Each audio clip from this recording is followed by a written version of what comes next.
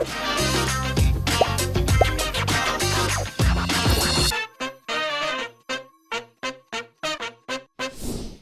sou José Carlos Barbieri, estou na função de reitor do Centro Universitário e também presidente da Associação Comercial e Empresarial de Maringá. Estamos começando mais um episódio, Poder e Educação.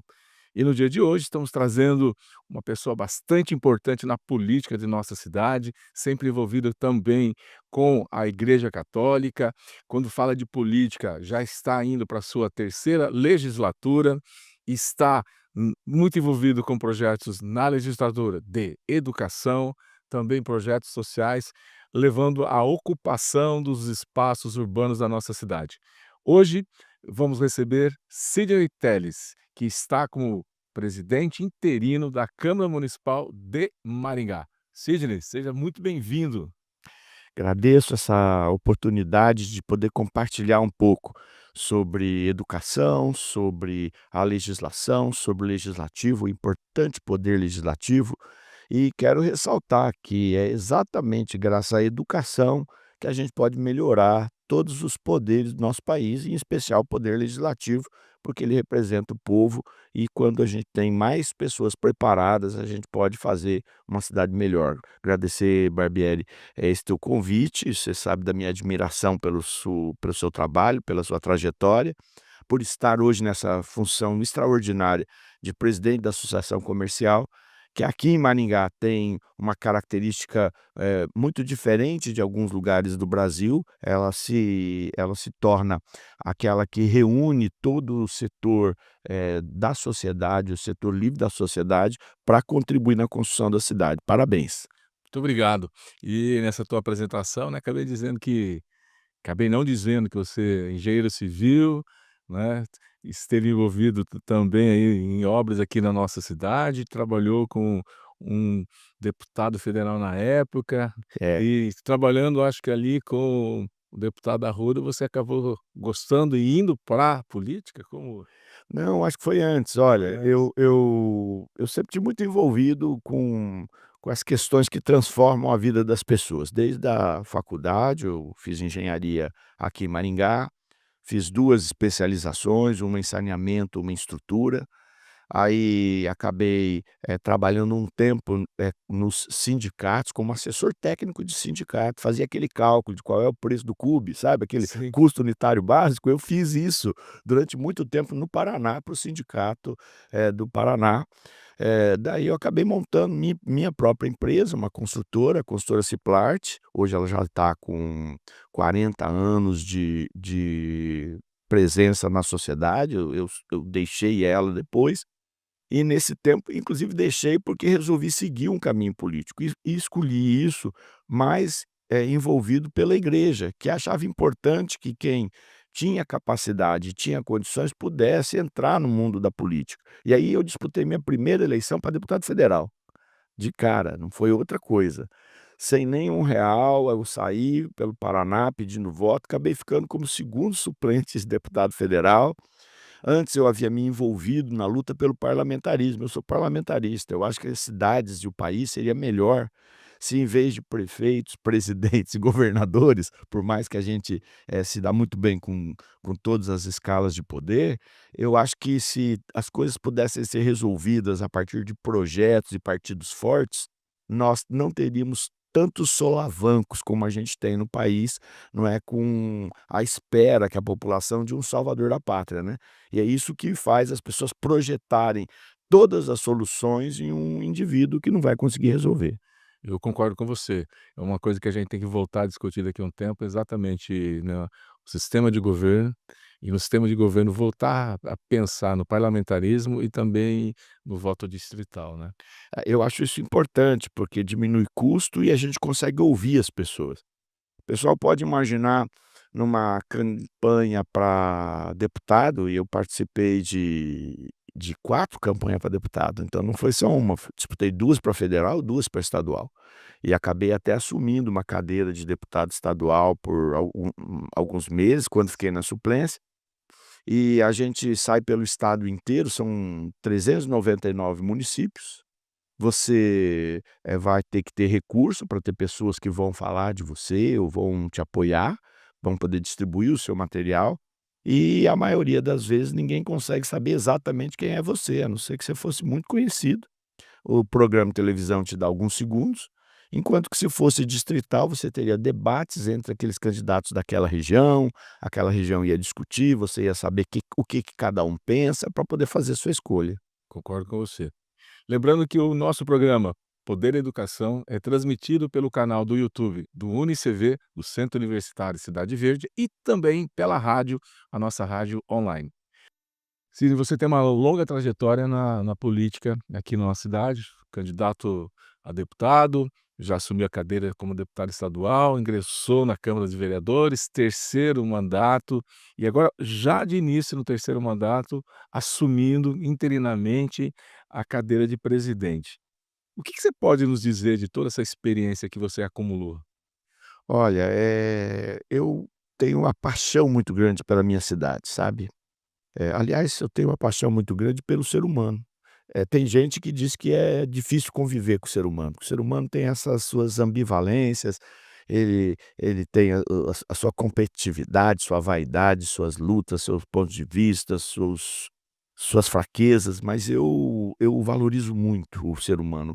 Nós somos uma espécie extraordinária, o Barbieri, e se a gente puder ter cada vez mais educação, nós vamos fazer com que essa espécie possa fazer coisas fantásticas e superar esses grandes problemas que o mundo tem hoje, climáticos e outros que a gente encontra e que evidentemente nascem de uma população que ainda está em crescimento. Então eu quero trabalhar pelas pessoas, e trabalhar pelas pessoas de forma especial pela minha cidade, pela minha região. Eu fui responsável também pelo, parlamento metropolitano, porque eu acho que a gente tem que ter uma ligação com a nossa região metropolitana, porque senão nós não vamos conseguir ser uma ilha. As pessoas todos os dias vêm das cidades ao nosso redor. Você mesmo pode observar como que o nosso trânsito, vindo de Marialva, Mandaguari, Sarandi para Maringá, ele é caótico. A gente não consegue andar, dependendo dos horários, você passa horas ali. Por quê? Porque nós somos um todo, temos que ter investimentos globais e metropolitanos. E agora, eu acredito muito, vou trabalhar muito nessa direção, de criar uma linha, política de força com Londrina, exatamente porque isso vai crescer, não tem saída. E nós vamos nos tornar um grande bloco. Então, quando eu entro na política, eu entro para isso, eu entro para fazer coisas. Eu sou um vereador, um político prático. Eu estive no executivo por 3 vezes, eu estive no estado, no Paraná cidade, a convite do governador Ratinho Júnior, fui assessor, técnico do governador Ratinho Júnior, estive, na prefeitura, por mais de uma, gestão ajudando os prefeitos, como secretário de transporte, que hoje é de mobilidade, como secretário, da SAOP, que hoje é infraestrutura. E tudo isso me levou a querer construir. Mas eu descobri que no parlamento a gente consegue fazer isso através de criar tentáculos, mobilizações e fiscalização. Então eu me dedico a coisas práticas, você não vai ver muito eu mergulhado em debates ideológicos, por exemplo, mesmo de usos e costumes, que são importantes. É muito importante que as pessoas tenham seu ponto de vista, seu jeito de ser, e também é importante que outros que pensem diferente lutem para ter menos discriminação. Só que você não vai me ver nessa pista. Eu atuo no mundo da igreja, no mundo dos valores, mas eu sou prático. O que é que melhora a vida da pessoa? O que que faz a gente crescer? Por exemplo, Maringá é um grande centro, de educação. Está aqui a UniCV como um exemplo extraordinário. Eu vi crescer, né, Eu vi crescer. E eu olho e falo: "Nossa, Barbieri, que coisa extraordinária, que coisa fantástica". Né, e vi também outras crescerem. Eu me lembro de quando o Lixão virou Unicesumar, não é? E e a valorização também na Universidade Estadual de Maringá, que foi quem começou a atrair todo mundo. E aí a descoberta de que hoje o mundo é muito mais polivalente, não precisa só ser público, ele pode ser privado, e um privado que cada vez atrai mais pessoas, porque ele dá mais condições para as pessoas estudarem, né, aquele que precisa continuar trabalhando e estudando, na escola na universidade pública ele vai ter muita mais dificuldade, não vai conseguir. Então eu valorizo muito o que tem acontecido, e essa é a minha luta, por fazer de Maringá esse lugar especial, aonde nós sejamos irradiadores dessas novas coisas, de uma vida moderna, de uma vida, com educação, e é assim que eu tenho trabalhado na Câmara. Fui surpreendido por esse momento de estar presidente da Câmara, e eu faço com muita alegria, com muita, força, para poder fazer com que todos os vereadores tenham o seu espaço, apresentem suas propostas, representem as suas bases e a cidade toda seja representada e a gente tenha o melhor de todo mundo. É desafiador, claro, mas eu estou muito empenhado e é claro, a permanência depende de fatores que não estão na minha mão e eu não fico pensando neles, vou trabalhar. E estou aqui, servindo a cidade e quero continuar servindo. Só um detalhezinho, desculpa, um detalhezinho eu fui deputado por um pouco espaço de tempo, com exceção do salário que é muito melhor, eh, a no município a gente faz muito mais, porque aqui você está muito perto dos problemas, perto das coisas que precisam ser mudadas, perto das pessoas, enquanto que quando você está lá em Curitiba, as demandas parece que são, distantes. Você é demandado por algumas questões importantes, claro, analisa o orçamento, o salário do servidor, as nossas grandes empresas públicas, hoje não mais as nossas, mas como Sanepar, como Copel, mas ainda com grande participação do Estado. Enquanto que aqui é o dia todo você tem coisas para resolver e para tentar melhorar, seja na saúde, seja na educação, seja na infraestrutura, seja na limpeza urbana, na zeladoria. Então, é muito bom poder atuar, mas é muito trabalho. Acredito assim, como você disse, você está mais próximo do problema, mas também quando você ajuda a buscar a solução, é muito mais fácil também de ser reconhecido, né. Também tem essa vantagem, isso é muito importante. E o que a gente percebe, muito no caso do vereador, é que ele é a porta da voz do povo com o seu sofrimento.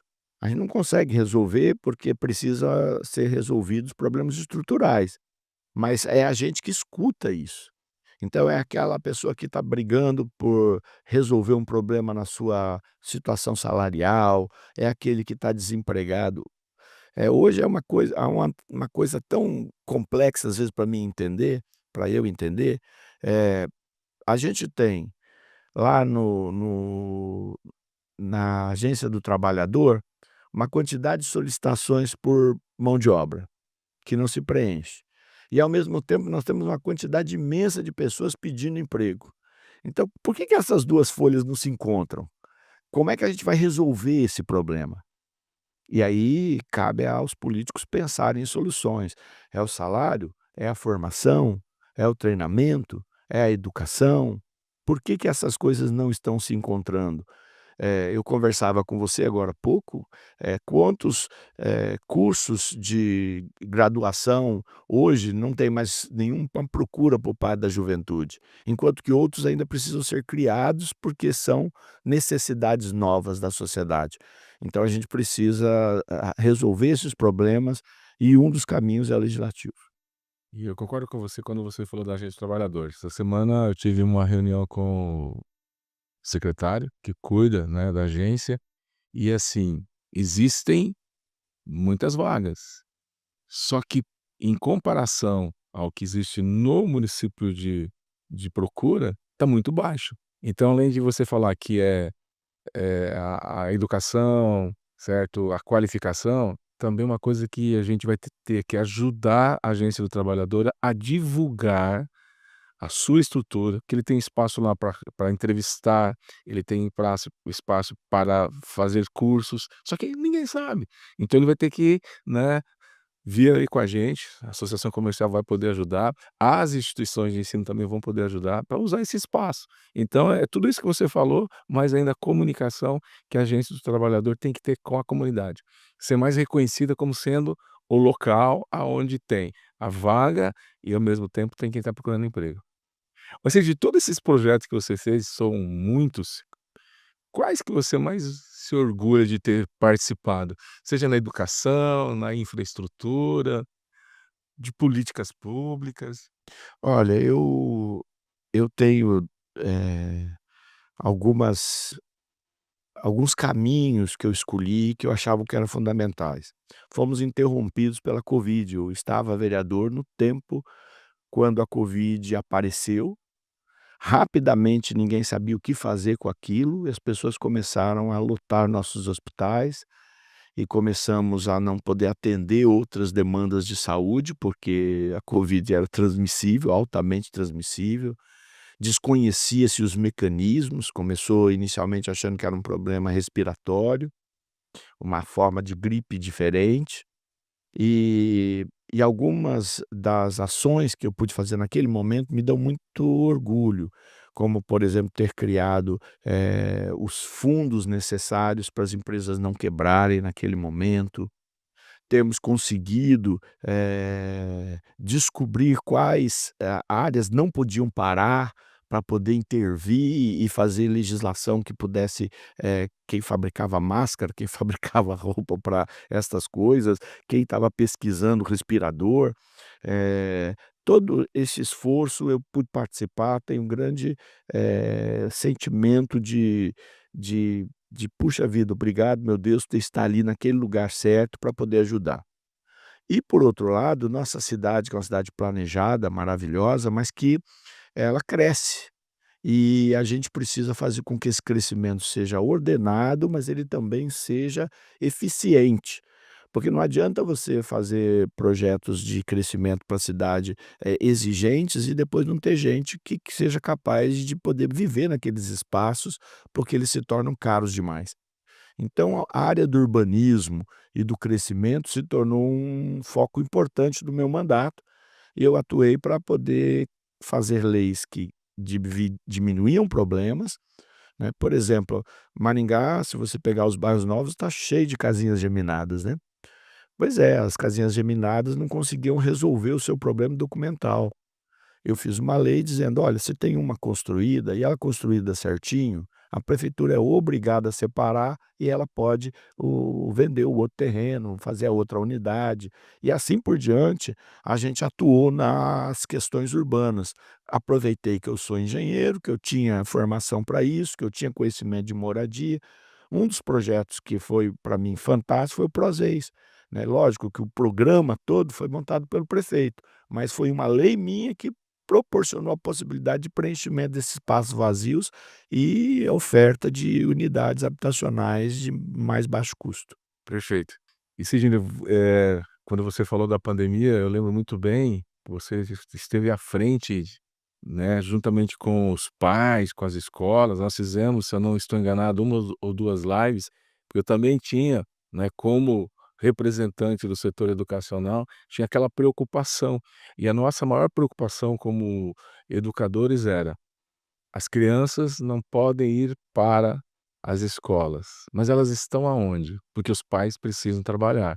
E a grande preocupação que eu tinha também, até como pai, era: o que pode estar ocorrendo, né, como assédio sexual, como, criança fazendo trabalhos que não é dela, crianças estando estocadas em alguns lugares.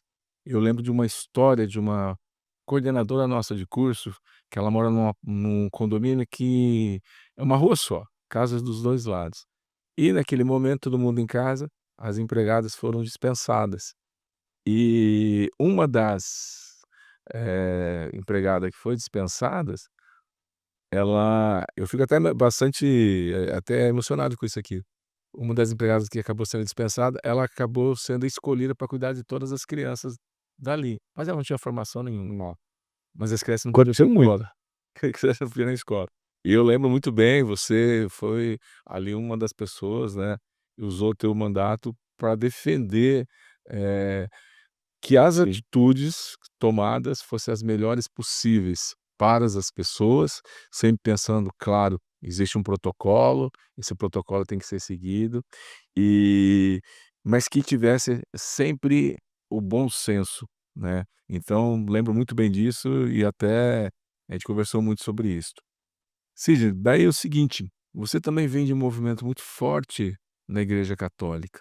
O que que esse movimento te ajudou a ser um político, como você disse? Você se preocupa com a infraestrutura, se preocupa com a educação, se preocupa com a mobilidade, né, mas você também é um defensor dos usos e costumes. O que que ajudou toda essa sua formação religiosa, né, como cristão, estar à frente de projetos aqui na nossa cidade? Olha, me ajudou muito, porque primeiro me formou, né, me deu caráter, me deu, dignidade, me deu esse olhar para com o próximo, mas, também pela necessidade de que as pessoas possam ter uma oportunidade de dar vazão ao seu lado espiritual. O ser humano ele não é só não é só físico, ele não é só busca de dinheiro para poder ter prazer e conseguir algumas coisas, ele é mais do que isso. Ele tem uma dimensão, maior, que é a dimensão espiritual, e senão ele nunca vai ser feliz. Se essa dimensão ficar de lado, ele vai tentar preencher ela com tantas coisas e não vai conseguir preencher, porque, nada se encaixa aquele espaço ele é próprio, que é a nossa dimensão espiritual. E eu me envolvi muito nisso, gastei muito tempo, preguei pelo mundo, fui para o Japão, fui para os Estados Unidos, fui para Portugal, coloquei um barco na Amazônia para poder levar, não só espiritualidade, mas médicos e dentistas para as populações ribeiras do Rio Madeira. Fiquei responsável por um projeto para tirar as crianças, que eram prostituídas das ruas de Porto Velho e de Humaitá, na Amazônia, onde é muito comum isso acontecer, os caminhoneiros levam as crianças e vão embora, você nunca mais sabe para onde foi essas meninas e esses meninos. Então toda essa experiência me fez a pessoa que eu sou hoje, uma pessoa preocupada com essa dimensão e preocupada com a família, preocupada com que as pessoas possam, ter uma estrutura, pessoal para não se perderem.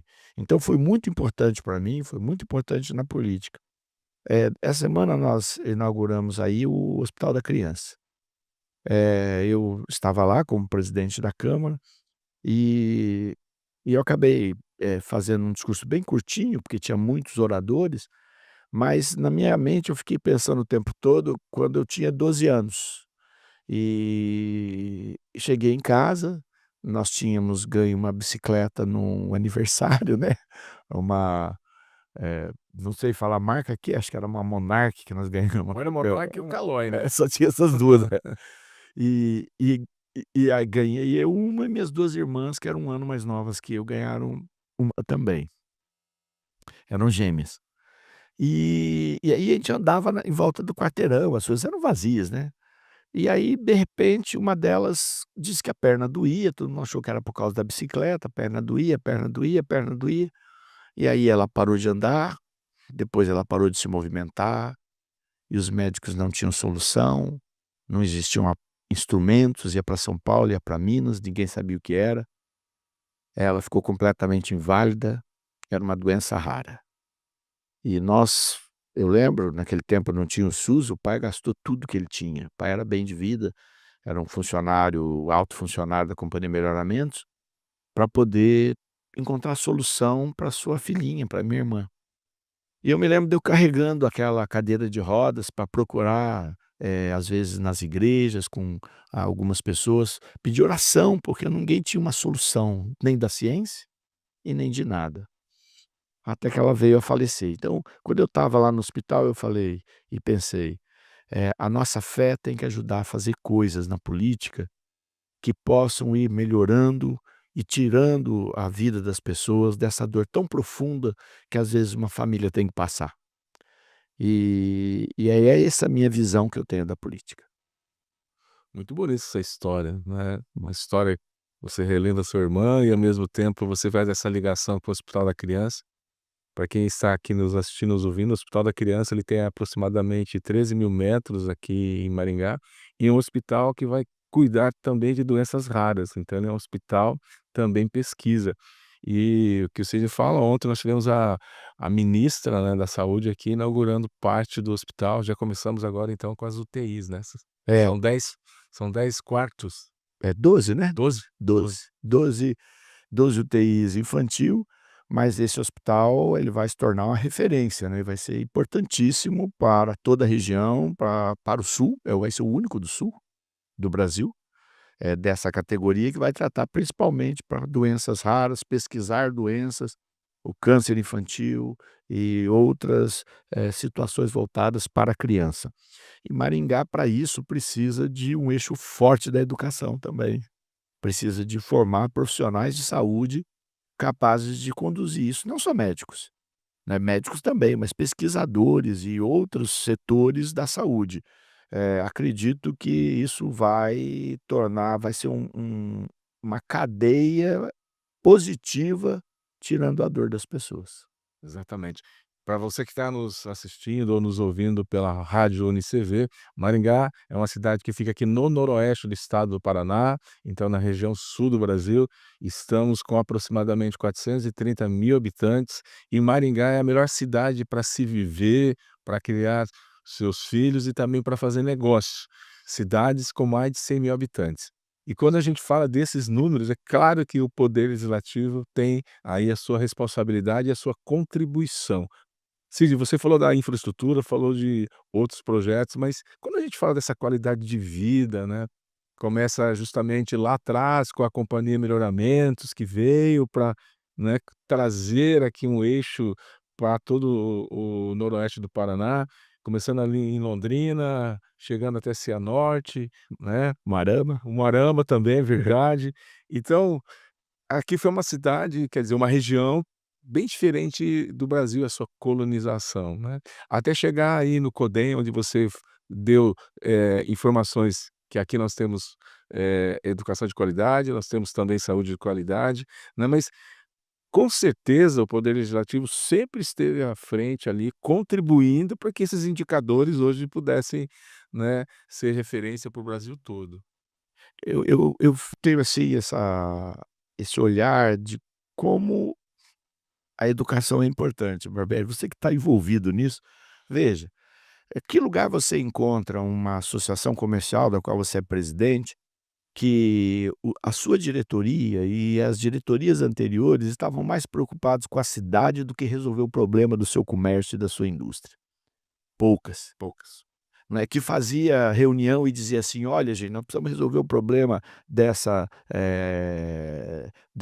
entrada da cidade que custa, muito caro, o governador diz que ele não tem projeto para poder fazer e fala assim: "Vamos pegar o dinheiro do nosso bolso e vamos fazer o projeto", e dá para o governador, ele fala: "Agora, governador, você tem o projeto, você pega e executa". Quantas, cidades teriam, esse olhar de que, se a gente não tiver educação desde a base, desde o nosso CMEs, com um pouco de matemática, a gente não vai chegar a ser uma cidade tecnológica, né. Então isso aconteceu através desses conselhos da sociedade organizada. Então Maringá é uma cidade especial por isso. E é especial também porque independente dos governos que dirigiram a cidade, nós já tivemos governos de todo tipo, né, já Uhum. tivemos governos, ligados à esquerda, governos ligados à direita, governos que não eram ligados a nenhum lado, nenhum outro, mas todo mundo quando assumiu a cadeira deixou de lado, pelo menos em grande parte, a sua paixão partidária e trabalhou pela cidade. Não é? Lógico, cada um do seu jeito, uns fizeram mais, outros fizeram menos.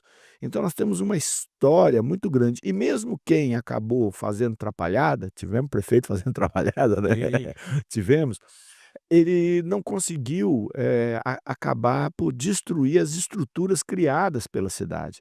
E eu acho que isso também é o valor do executivo e do legislativo, e um legislativo cada vez que cuida mais das pessoas, mas porque ele da onde sai esses gestores? Eles saem da sociedade organizada, que aqui é de fato organizada. Então, eu valorizo a nossa cidade, digo, ela é a melhor cidade para se viver, não é porque a gente fala, é porque os índices demonstram. O desafio maior é permanecer assim, a gente tem que Com permanecer certeza. sempre na ponta. Temos alguns desafios, trânsitos, segurança, no trânsito, a nossa segurança geral não é ruim, não é a ideal, mas não é ruim. Nós já passamos a ter pequenos problemas com moradores de rua, a gente tem alguns desafios na área social, mas nossos índices continuam sendo melhores. Mas nós vamos melhorar mais, porque a gente tem essa base, e eu acredito nessa base. Perfeito. Sidney, nós podemos ficar aqui o dia todo conversando, né, mas, a gente tem um tempo a ser cumprido. O que que você poderia dizer aí, né, que de repente eu deixei de perguntar, mas você acha que vale a pena reforçar? Porque nós estamos falando para jovens, hoje o nosso centro universitário está com aproximadamente 110.000 alunos, nós estamos com 114, 120 cursos presenciais e EAD, estamos em todos os estados brasileiros, também estamos no Japão, Portugal, Espanha, Inglaterra, estamos chegando aí nos Estados Unidos, né. Esse programa vai ser transmitido pelo nosso YouTube e também pela nossa rádio. O que que eu deixei de perguntar, mas que valeria a pena e você dá uma mensagem final aí para os nossos ouvintes? É esse eh, eu olho para esse novo tempo da educação, esse novo tempo. Maringá é uma cidade que tem um cluster de educação, de saúde e financeiro, de tecnologia muito forte. Nós precisamos dar oportunidade para os jovens, e eu comecei a fazer um grande trabalho agora na minha legislatura, voltada para a oportunidade para os jovens, né. Inclusive, para você ter uma ideia, abrimos um curso em parceria com o Senai, porque aí, abrem cursos, o Senai vai estar dando esse curso, técnico, né, E a infraestrutura deles lá é maravilhosa. é maravilhosa, e graças a toda a importância da Federação das Indústrias, toda essa ligação de um curso de flexografia, onde não tinha um funcionário, funcionário ganhando R$ 8.000, não tinha funcionário. A gente preferiu pagar R$ 1.000 para os jovens fazer o curso, para Perfeito. ele sair ganhando 8.000, não é. Então ele falou: "Puxa vida", quando eles descobriram, agora está lotado de gente querendo fazer. Então, há caminhos que a educação gera, há caminhos que a gente pode gerar, como você tem falado. Então, minha dedicação agora em criar oportunidade para essa nova juventude que quer fazer um tipo diferente de trabalho e que a gente precisa descobrir. Estou me dedicando a isso, e dizer que Maringá precisa também cuidar dos seus políticos, no sentido de valorizá-los para que a gente possa fazer mais. Concordo com você, porque estar à frente, né, se colocar o seu nome à disposição, seja para vereador, como é teu caso, para prefeito, deputado, senador, tem que estar realmente ali, né, com disposição, mas ao mesmo tempo tem que ser valorizado e reconhecido pela população, porque é estar à frente trabalhando para o coletivo. Chegamos ao final de mais um programa Poder e Educação. Discutimos aqui a importância da educação para que as pessoas possam transformar as suas vidas. Lembrando que esse programa é também transmitido pelo YouTube do UniCV e pela nossa rádio. Até então, o nosso próximo episódio.